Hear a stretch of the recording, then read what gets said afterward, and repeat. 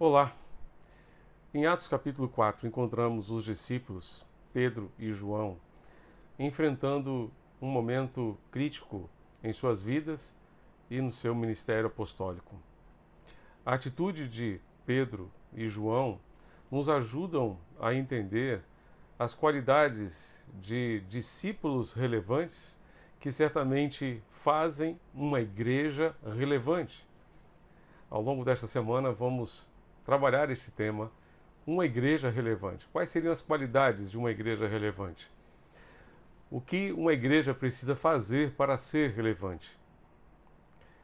Neste texto do capítulo 4 de Atos, encontramos os discípulos no verso 3, relatado por Lucas, sendo presos. Eles passaram a noite na prisão e no dia seguinte foram interrogados pelo Sinédrio, ou seja, pelo conselho de líderes, 71 líderes, saduceus, na sua maioria, fariseus, escribas, pessoas que estavam ali para julgar questões religiosas do povo de Israel. E ali eles então passaram a noite presos por causa de Jesus, por causa da pregação do Evangelho, porque foram instrumentos de Deus para a cura de um homem coxo de nascença, relatado por Lucas no capítulo 3 deste livro precioso que é o livro de Atos dos Apóstolos. Agora encontramos os apóstolos presos. No capítulo 5, eles novamente são presos e são chamados à presença do Sinédrio. E no capítulo 5, eles não são apenas presos, mas são ameaçados e açoitados. Mas depois de serem açoitados, eles então saem alegres daquele lugar por terem sido achados dignos de sofrer pelo nome de Jesus. Uma igreja relevante é formada por discípulos, não por membros simplesmente, mas por discípulos dispostos a seguir o Mestre até as últimas consequências. Isso é o que Jesus espera dos seus seguidores. Isso é o que Jesus espera de mim e de você. Que sejamos dispostos a segui-lo até as últimas consequências. Certamente o Senhor espera que em nós, em nosso coração, haja essa disposição. Venha o que vier, haja o que houver, permaneçamos firmes, perseverando no propósito de segui-lo, a despeito das lutas e das provações, a despeito das dores deste tempo, a despeito das perseguições, a despeito de qualquer circunstância que tenhamos que enfrentar.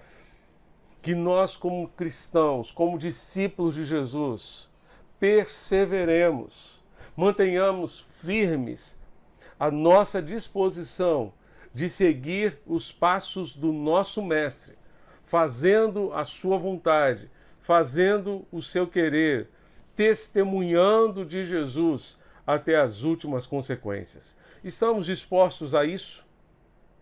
Estamos dispostos a isso? Ou será que buscamos a Jesus apenas nos momentos que nos convém buscar? Ou será que buscamos a Jesus apenas quando precisamos de Jesus? Eu tenho para mim que às vezes o nosso relacionamento com Deus é um tanto quanto interesseiro. Parece que nós o buscamos porque precisamos, não porque o amamos. Não porque desejamos ter um relacionamento íntimo e profundo com Ele. Você não gosta de ser procurado apenas quando alguém precisa de você. Você não gosta que um conhecido seu ligue para você apenas quando precisa de você. Deus também não. Nós precisamos desenvolver um relacionamento que seja fruto de um caminhar constante com Deus, a despeito das lutas, a despeito das circunstâncias, a despeito do que tivermos de enfrentar. Muitas vezes queremos o bônus, mas não estamos dispostos a pagar o ônus. O ônus é simplesmente o custo do discipulado. o custo de renunciar, o custo de abrir mão de qualquer coisa que nos impeça de seguir o nosso Mestre como Ele quer que o sigamos. Que Ele nos ajude a segui-lo até as últimas consequências, pagando o preço de colocar os nossos pés nas suas pisadas, de empoeirar os nossos pés com a poeira que sai dos pés do nosso Mestre.